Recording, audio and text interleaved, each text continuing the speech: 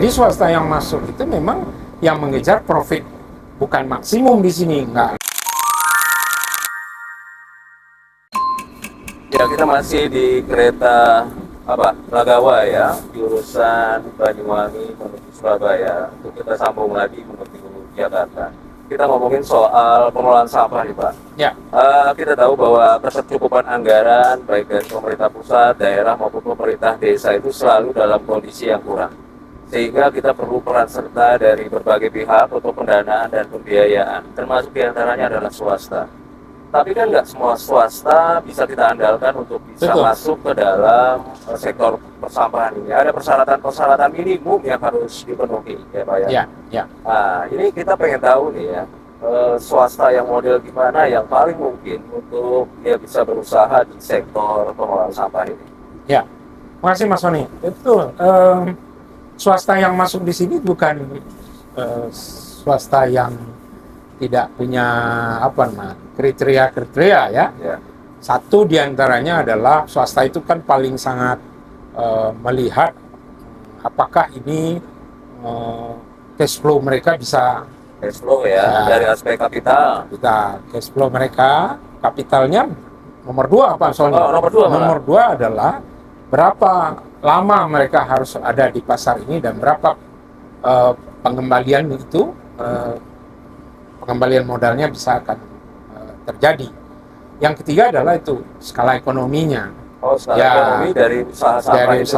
Ya, dan jangan lupa yang paling mereka hitung betul, mereka bisa mengabdi tetapi juga mendapatkan keuntungan yang memadai. Artinya jangan dikedepankan keuntungan tetapi lebih kepada pengabdian, pelayanan lebih dulu. Ya, jadi swasta yang masuk itu memang yang mengejar profit, bukan maksimum di sini. Nggak susah. Karena apa?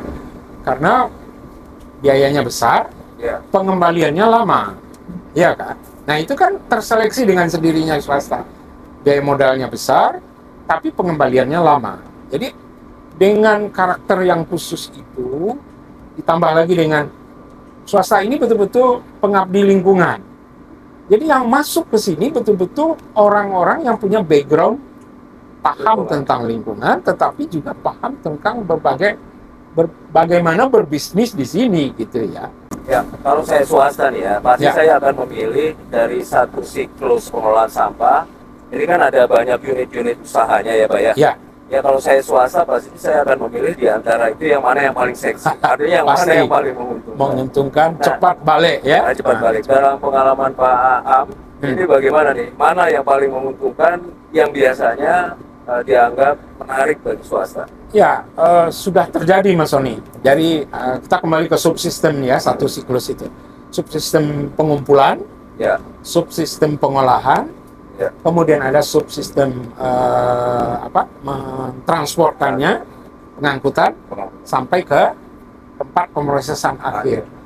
Nah, yang segera bisa menjadi uang tunai gitulah, menjadi real case itu adalah transportasi. Ya, menggabungkan antara pengumpulan dengan pengangkutan dari pemrosesan ke dari pengolahan ke tempat prosesan akhir. Itu biasanya, dan itu sudah jalan.